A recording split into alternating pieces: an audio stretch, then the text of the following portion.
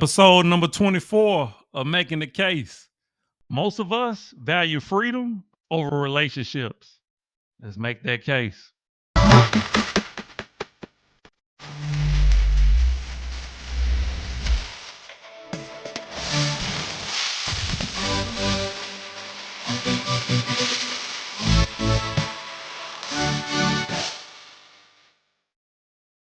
Hey, welcome back to another episode of Making the Case, episode number 24.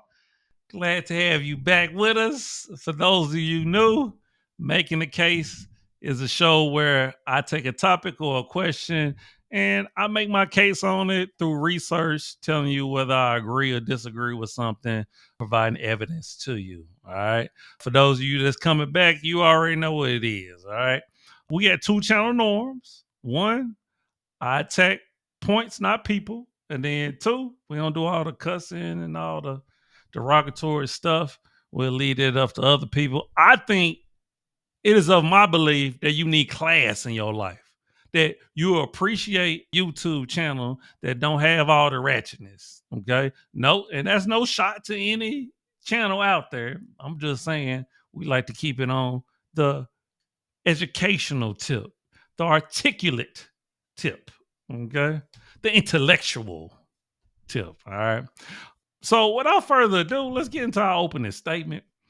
So today's episode, we're talking about why most people value freedom over relationship. Now, that is of my opinion. And one thing that I do need to say is that when I come up with these topics, right, I'm not coming up with the research first, then the topic. I come up with the topic first, then I do the research. Okay. So the topic is based on my educated opinion, right? And then I go do some digging. Okay. So I just wanted to put it out there in case you was wondering about the process that I go through. But I do believe that people value freedom over relationship. And part of this is my anecdotal experience, to be honest with you. I did have a relationship where I felt like the person wanted to be more so independent. And I say they were for the streets, not in a literal sense that they wanted to be out there and sleep with a bunch of people, but in the sense that they wanted their freedom, right?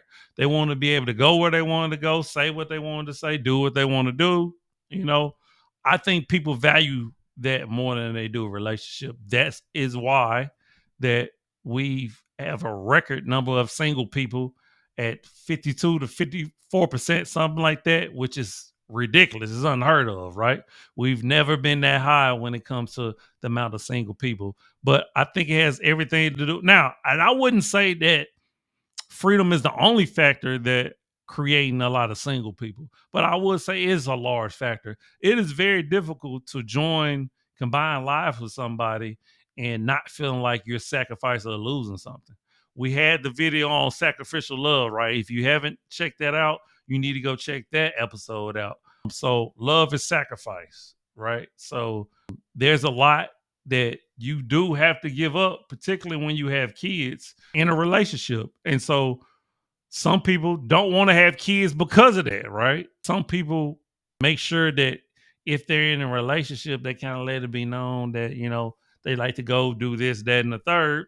And it will be best for you to find a partner who actually enjoy those same things that you did, because if not, it's going to create friction, right? Obviously. So I do believe that most people really enjoy the peace that comes with being single, the freedom that comes with being single, and just the idea that, hey, they can come and go as they please, you know? So I have three pieces of evidence, and actually I have a bonus for you, bonus piece of evidence, if you will. So this video is going to be a little bit longer than the typical videos, because typically we try to run between 30 to 35 minutes, but this may be a little bit longer, so you have to bear with me, okay? But I got three pieces of evidence, like I always do, for you to prove my case or why I feel that most people want freedom versus being in a relationship, okay? So without further ado, let's get into evidence number one. We straddle two fundamental sets of human needs. On the one hand, our need for security, stability, and safety, and on the other hand, our need for freedom, exploration, and discovery. We all grapple with these opposing sets of human needs that spring from different sources and pull us in different directions. And today, we looked especially to our romantic relationships to be the hub where we can reconcile this fundamental contradiction. And because our need for belonging to a person, a community, or a job coexists with our need for freedom of exploration of other options, we often end up acting from this internal contradiction. Our upbringing will generally shape our dominant tendency. Some of us come out of our childhood wanting more connection and more protection and more intimacy. And some of us will come out of our childhood wanting more space and more freedom and more individuality. One person more in need for connection, the other more in need for space. Therefore, one person more afraid of losing the other, and the other person more afraid of losing themselves. One person more afraid of abandonment, the other more afraid of obliteration. One person experiencing the need for space and separateness as a rejection and an abandonment and an exclusion, and the other person experiencing the need for connection and encroachment, sometimes as an invasion and a disrespect of their individual needs. When I draw that map, I'm reminded of my beginnings with my partner, with my husband, where I would ask him on Saturday morning, "What do you want to do this weekend?" And he would literally answer me what he wants to do this weekend. And it was a list of "I want, I." And I was like, "And where is the we?" And then he would say, "But where is your I?" And I would say, "But where is your we?"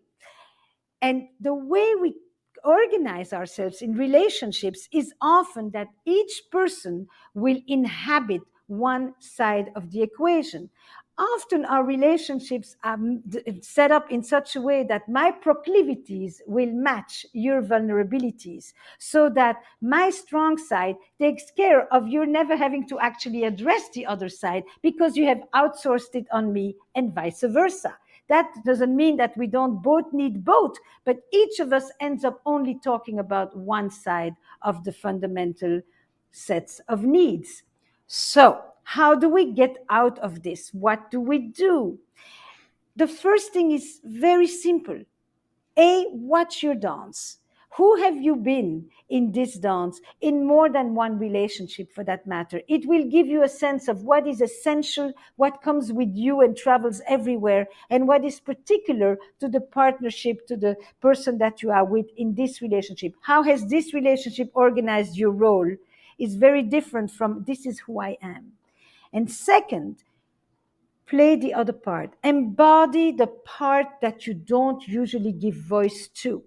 It will make you experience the wholeness of this equation between security and freedom. And two, if you talk about the part that you usually let the other person always talk about, it frees them to then take on the part of them that they usually don't give voice to, because that's the one that you inhabit.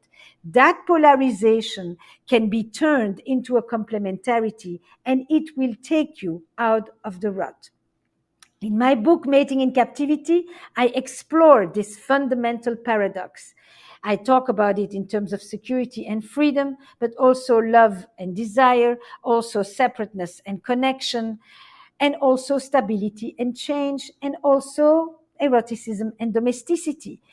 All of these major parts of our lives can be traced along this continuum of these fundamental sets of human needs. So get into your own mapping and have the conversation that you've been needing to have. So for our first piece of evidence, I wanted to start out with that video because I thought it would be a great way to kind of introduce why people really value freedom over relationships. Is due to that dichotomy. I talk about it a lot.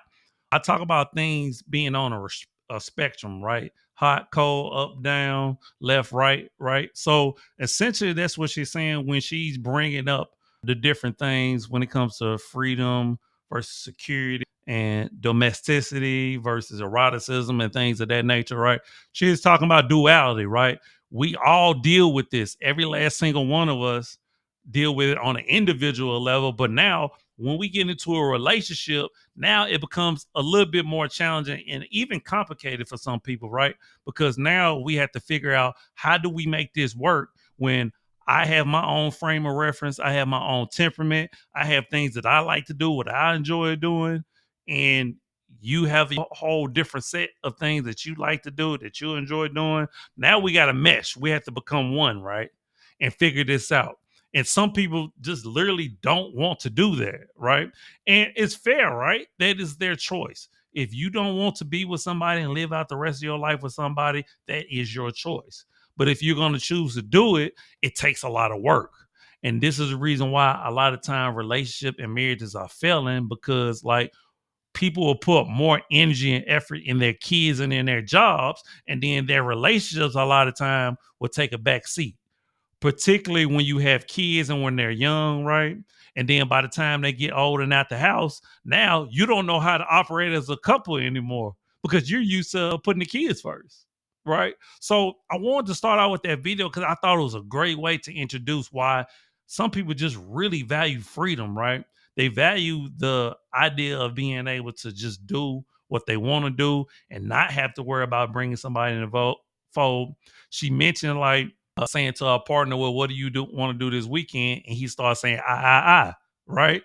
And she was thinking, where's the we, right? So a lot of times people don't really do it intentionally, but they do it, right? And then whether or not you was intentionally trying to hurt somebody or not, somebody's going to take offense to that and be like, well, you're not thinking about me. Okay. But of course, when you're single and you have all the freedom, you can just worry about yourself. Right. So that is the reason why I say most people value freedom for that very simple thing. Okay. So that was a great way to kick off things. We're going to get into our second piece of evidence. Let's do it. All right. So, for my second piece of evidence that is addressing why more people value freedom over relationship is an article that quite simply says people value freedom over relationships. So, of course, it's from Psychology Today. You know, I love Psychology Today. It maybe is my second favorite platform other than the Medium. It's almost like I could be a writer for a Medium. As a matter of fact, I might want to do that, make me some extra coins, But anywho, so the title is Singles Value Freedom More and Get More Happiness Out of It. So we're going to read it, see what we think about it, and, go from there. So let's get into it. People with individualistic values are happier, especially if they're single. So let's continue. People who are not married have different values than married people do. They care more about expressive and individualistic experiences such as creativity, freedom, trying new things, having fun. People who embrace those kind of post-materialistic values, regardless of their marital status, are happier. But married people and unmarried people do not benefit equally from such values. People who are not married get more happiness out of the value of freedom, creativity, trying new things, and having fun than married people do. These findings are from the European Social Survey years 2002 through 2014. So 12 years that's a good number of years, good data, of more than 200,000 people from 31 European countries. That's a great number of people, and that's a great number of countries. So this seems like a very credible study. Professor Eliakim Keslev reported his study. I think I did a great job pronouncing that name, by the way. Happiness, Post-Materialistic Values, and the Unmarried has been published online in the Journal of Happiness Studies and will appear later in print edition of the journal. During the years following the Great Depression and the two world wars, Kessler notes people yearn for economic security and stability. Perhaps in the hope of attaining those goals, they were especially likely to marry young, stay married, and have children. Yeah, back in the days, that was definitely the case. As later generations began to feel more secure economically, their values became less materialistic. Expressive and individualistic values began to take hold in many countries around the world. values that seem particularly compatible with single life. And I think that is a big factor. Once people became more settled economically, we started to see relationship dynamics change. That's the reason why you keep hearing women say, I'm independent. I'm independent. I can take care of my own. I don't need no man because they're settled economically. But that changes the dynamics between men and women.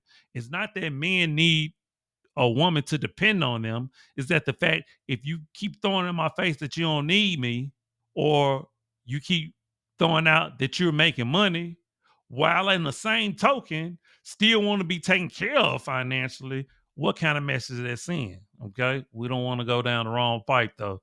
Let's I already read that. Marriage rates have been declining for decades, and at the same time, the value placed on freedom, creativity, trying new things, and having fun has been increasing.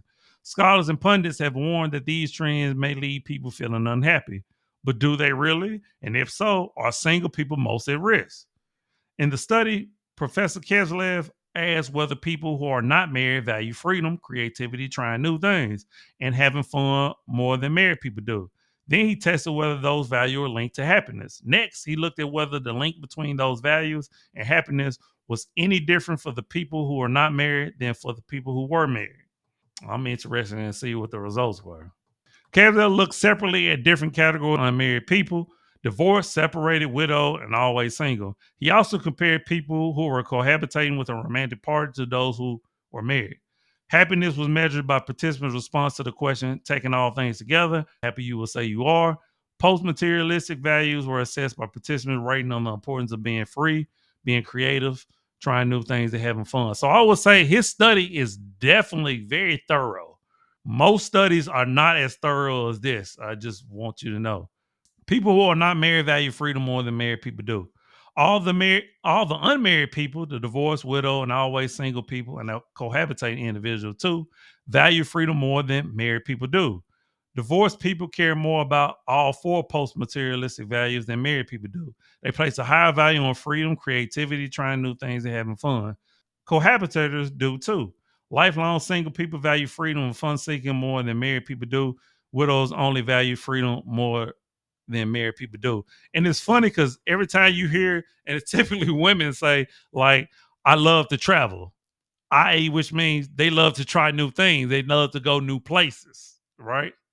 So it is not that, of course, I think a lot of people will enjoy traveling. It's just a lot of people can't afford to financially, or more importantly, they don't have the time to like that. So, but that just goes to show you people love the freedom to be able to go the places, different places they want to go, right? All the analysis taking into account other ways that the merit status groups might differ, such as in their age, health, education, income, social activity, religiosity, and fields of discrimination. By controlling for those factors statistically, it becomes more likely than the differences among the groups are about their merit status and not other factors. Still, we cannot know for sure whether the difference in merit status are the cause of the difference in values. The more that people value freedom, creativity, trying new things, and having fun, the happier they are. Contrary to the warnings that valuing freedom, creativity, new experience, and fun will lead people down the road to despair, just the opposite seemed to happen in this study. Average across the 200,000 people from 31 nations, post-materialistic values were linked to greater happiness. Though again, we cannot for sure know for sure whether the values cause the happiness. People who place a high value on freedom, creativity, trying new things, and having fun were happier than people who value those experiences less. People who are not married get more happiness they post materialistic values than married people do. Previous research has shown that single people sometimes get more out of their individualistic values than married people do. For example, a study comparing lifelong single people to married people found that valuing personal mastery and self sufficiency protected single people more than married people from negative feelings. So that feeling that you get from, doing something new or doing something that you enjoy, that you have the time to do, the freedom to do, makes you more happier, right? Versus being married and saying, you know what, man, I always got to do this. I always got to go to the grocery store. I always got to pick up the kids at 4. I always like that can be very mundane. And a lot of people don't like monotony like that, to be honest with you. They like spontaneity, right? Correct me if I'm wrong, particularly women, right? They love for you to bring them flowers out the blue or send them some of their job out the blue. Like, so that's why marriage can get boring for people. And those who stick with marriage, like some people actually enjoy the routine and the predictability of it. Some people enjoy that, but some people don't, right? And that's why some people get bored with it. The same kind of results were found in this 31 nation study. People who were not married got more happiness out of post materialistic values than people who did. The link between value and creativity and feeling happy was stronger for the divorced, widow, and lifelong single people than it was for the married people. I think y'all kind of get the gist. It said this was interesting too. People are rarely asked about discrimination in studies of the implications of being single and married despite its relevance, but they were in the study. Percentage of who reported feeling discrimination was higher for the lifelong single people and lowest for the married and widow people. I'm not really worried about that. Let's see if I think, yeah, that was an interesting study, to be honest with you. That was some good information. And so they showed you through interviewing 200,000 people. I would love to see the interview questions, by the way. 31 nations, right? Over a 12-year period that they talked to all these people, single, divorced, married, etc., right? And to gauge their level of happiness. And it turns out that a lot of it was based on freedom. A lot of it is based on to do what they want to do. So I told you that most people value freedom over being in a relationship. And a lot of us are in a relationship because that's what society tells us we should do. A lot of us in a marriage because, we want to have kids, we want to start a family. That's the socially acceptable thing to do, which I agree with, right? But it still doesn't deny the fact that people can become miserable. People can, the whole quote idea of I'm not happy anymore in the marriage, what they're really talking about is I want my freedom back. That's a great way to wrap up piece of evidence number two. I would love to hear from you or whether or not you agree with that last statement or not. All right. Let's get on to our piece. All right. So for my piece of evidence number 3, why I believe that most people value freedom over relationships is everything to do with the behaviors people exhibit that show you that they value freedom over a relationship. So I have an article from a platform called Global English Editing, and the title of this is People Who Value Freedom Often Display These 9 Behaviors Without Realizing It, right? So we're going to see if you display these behaviors to see if you value freedom more than you do a relationship. All right. So let's see. Let's get into it. Right. Freedom is a concept we all cherish, but what does it really mean to value it? It's about more than just enjoying independence or a dislike for rules. Valuing freedom is rooted in a deep love for autonomy, self-determination, and the courage to live life on your own terms. I would agree. According to social psychology, people who truly value freedom often exhibit specific behaviors, sometimes without even realizing it. Curious to know if you're one of those freedom-loving individuals? Are you? In this article, I'm going to shed light on 9 behaviors that are common among people who deeply value their freedom. Let's see if you're one of these people. All right. 1, they're not afraid to challenge norms. In the context of freedom, societal norms aren't treated as a strict rule book. On the contrary, they're seen more as guidelines. People who deeply value freedom often find themselves questioning and challenging these norms. They aren't afraid to step outside the box or swim against the tide, but this doesn't mean they're rebels without a cause. Rather, it means they believe in personal autonomy and the right to make decisions that align with their values, not just what's considered normal or expected. I would say number 1 definitely fits me. I love to challenge norms, especially if I feel like they don't make sense. Okay. A lot of people just go along to get along, but that's not me. Number 2, they embrace change and uncertainty. Now, let's dive into a psychological phenomenon that's often linked to people who value freedom. Comfort with uncertainty. In essence, comfort with uncertainty means being able to handle unpredictable situations without excessive stress. It's about being okay with not knowing what comes next and viewing change as an opportunity rather than a threat. People who value freedom, you find, typically exhibit this trait. Why? Because they understand that change is an integral part of life. They don't try to resist it or fear it. Instead, they see it as a chance to grow, learn, and experience new things.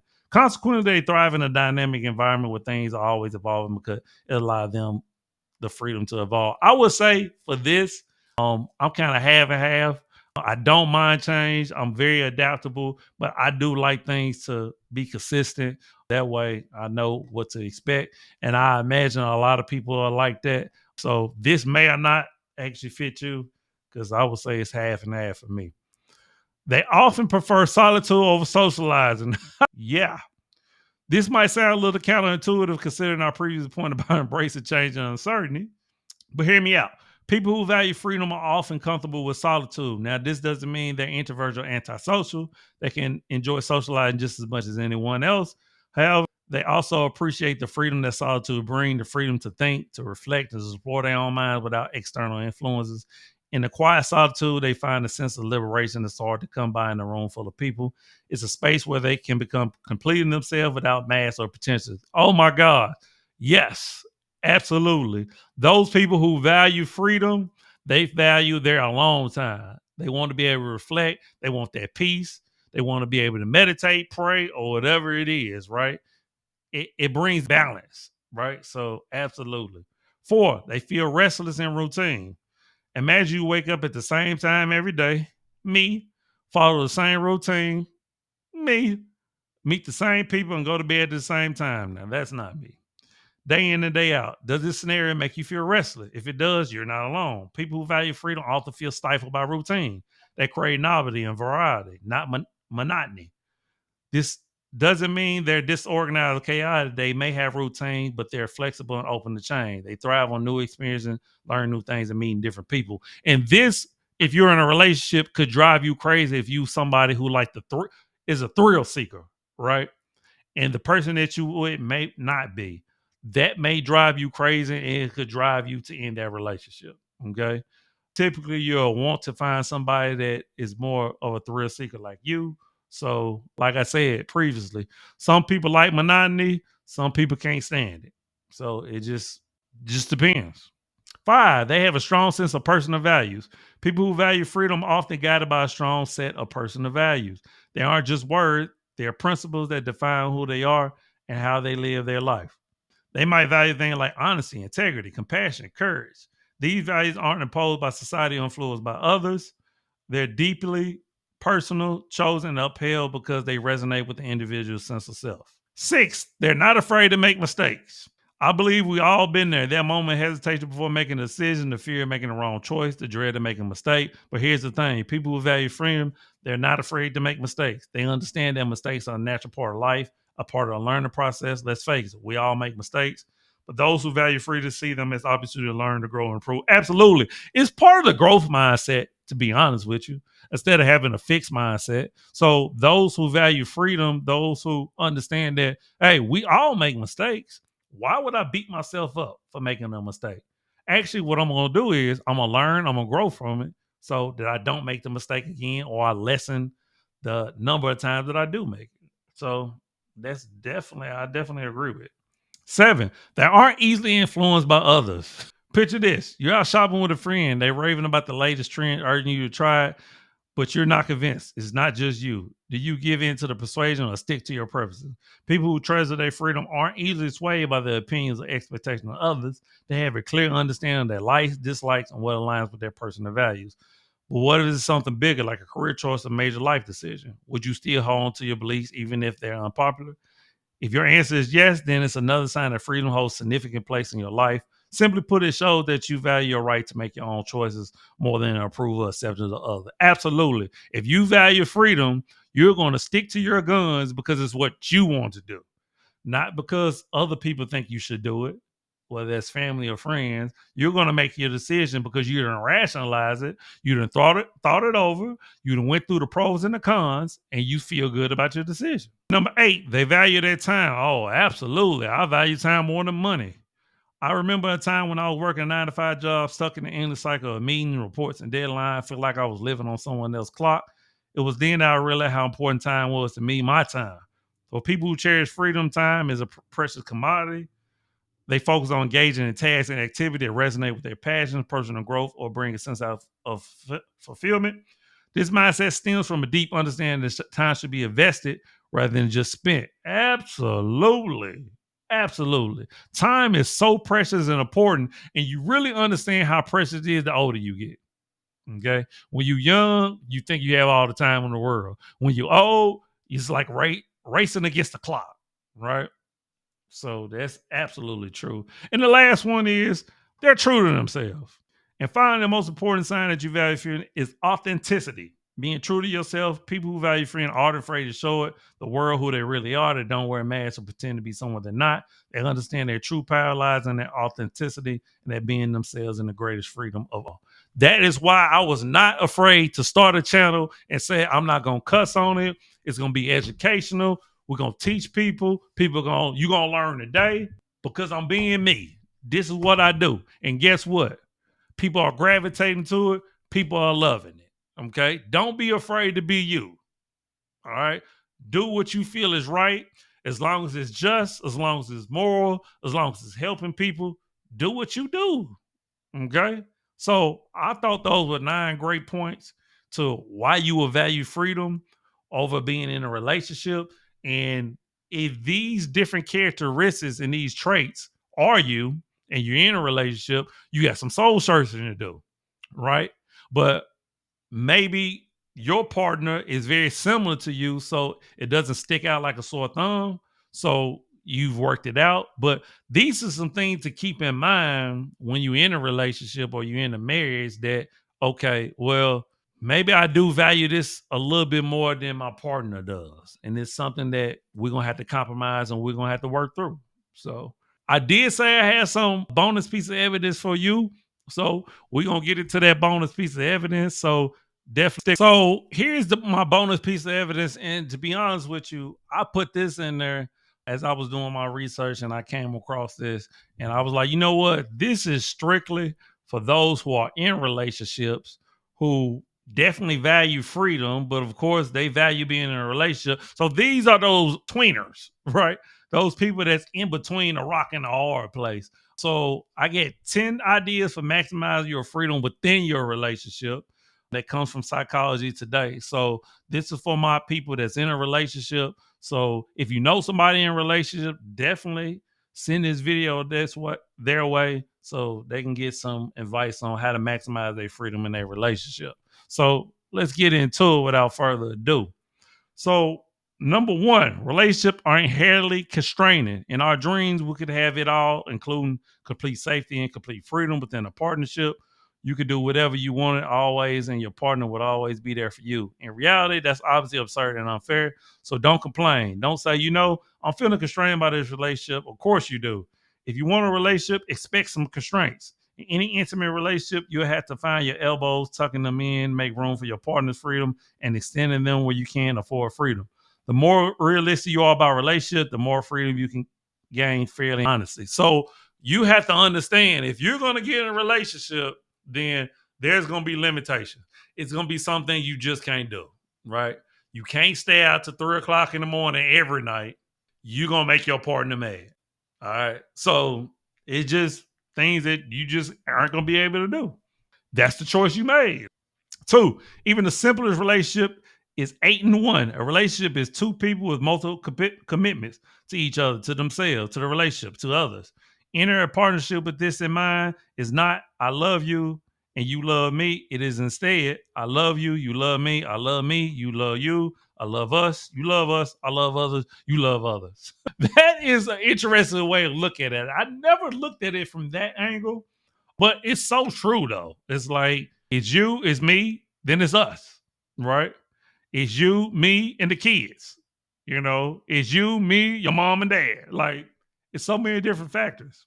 Three, just 3 ways to get along in partnership. You got your compatibilities, your ability to compromise on your incompatibility, and space taking. So you get things you're gonna compromise on, things that you like together, and then things you need your space to do alone.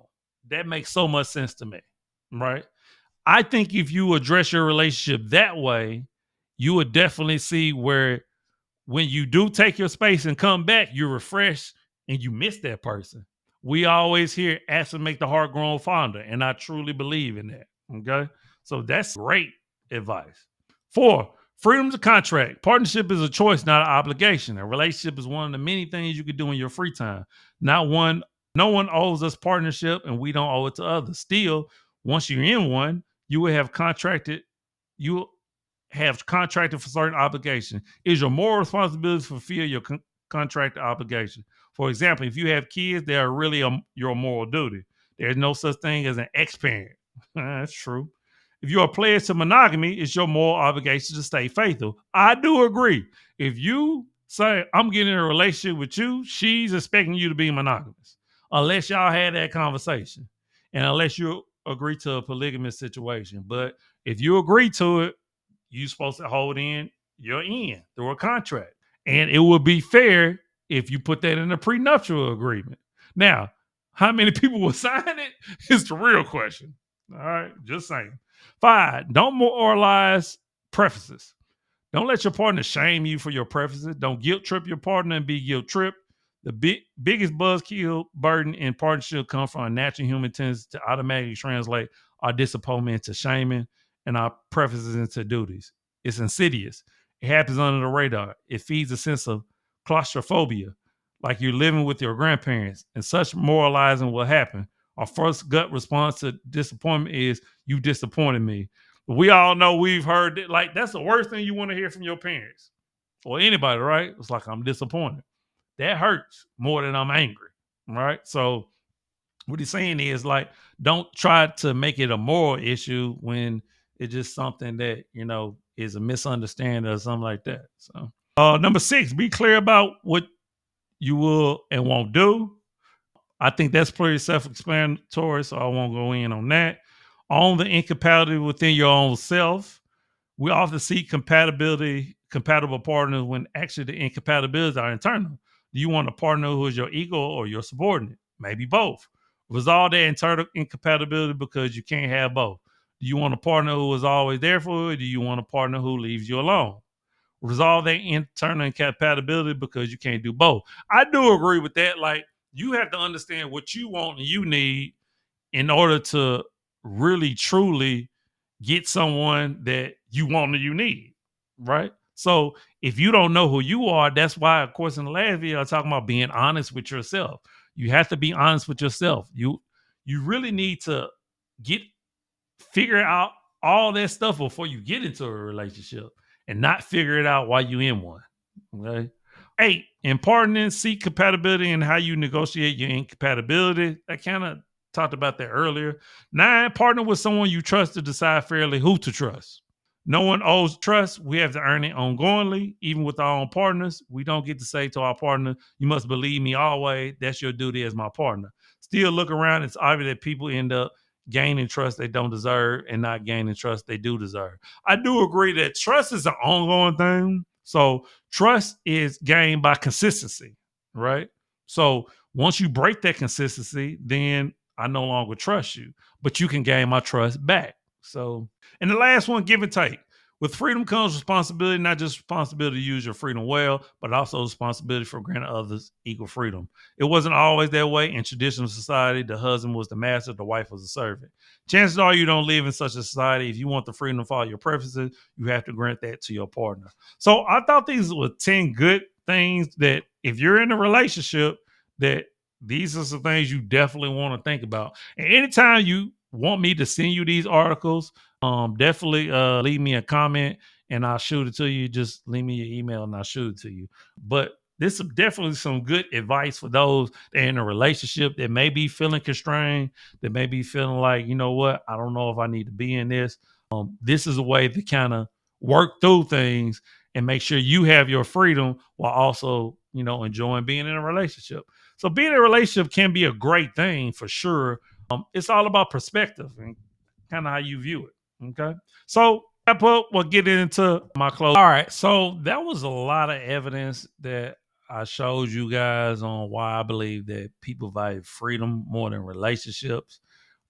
And kind of like the video I showed you, the lady whose name is Esther Pearl, by the way, if you want to follow her on YouTube, saying that essentially it's kind of natural that we want to be free, be autonomous, right? To do what we want to do, right? As kids, most definitely, right? But it really doesn't go anywhere as we get older. We just realize that, you know what, we do want to start a family and we have to work in order to sustain ourselves.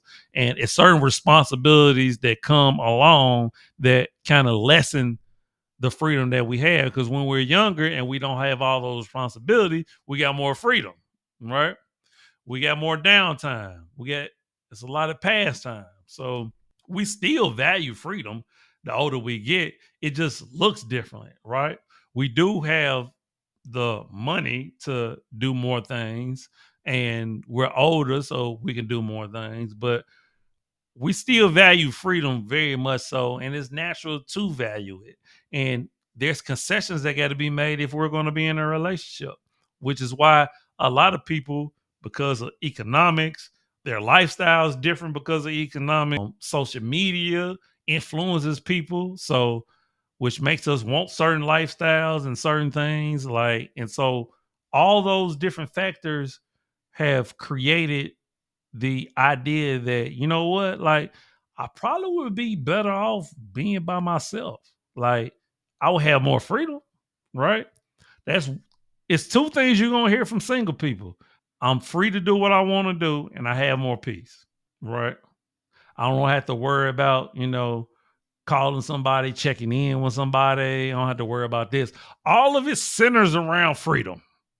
Okay. So that's the reason why there are people who are making intentional decisions to be single.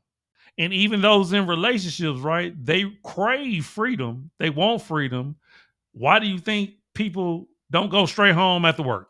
Why do you think people in relationships say, hey, I'm going this place, but they're really going somewhere else? I'm going to work today, but no, it's their day off. They going somewhere else. They just don't want their partner to know. We know it happens, right? So it's all based around freedom. So that's why I say most people want freedom versus relationships. But as that bonus piece of evidence show you, you can have freedom in a relationship. It's going to take work, but you can't have freedom in your relationship. That's why I want to share that. But if you are feeling like that you prefer freedom over relationship, just know I gave you the reasons why. Now you have the choice to make. Do you want to do the work to get into a relationship, or do you want to stay single and have those ramifications? So it's always a personal choice. All right. All right. So let's wrap this very long video. I promise you the episodes won't always be this long, but I thought it was some good, valuable information. All right. So I appreciate you for checking it out. Of course, you always know, pick up the books, pick up the merch. Links will be in the description. I always appreciate y'all rocking for me. I do sincerely appreciate you from the bottom of my heart, man. Thank you, thank you, thank you. Like the video, subscribe, hit the bell so you know when new episode drop. Share the video. Please let me know if it's any topics you would like for me to make the case on. Send them my way. All right. And as always, you are me, love always, love eternal. The worst thing you can do in life is lie to yourself. And I think I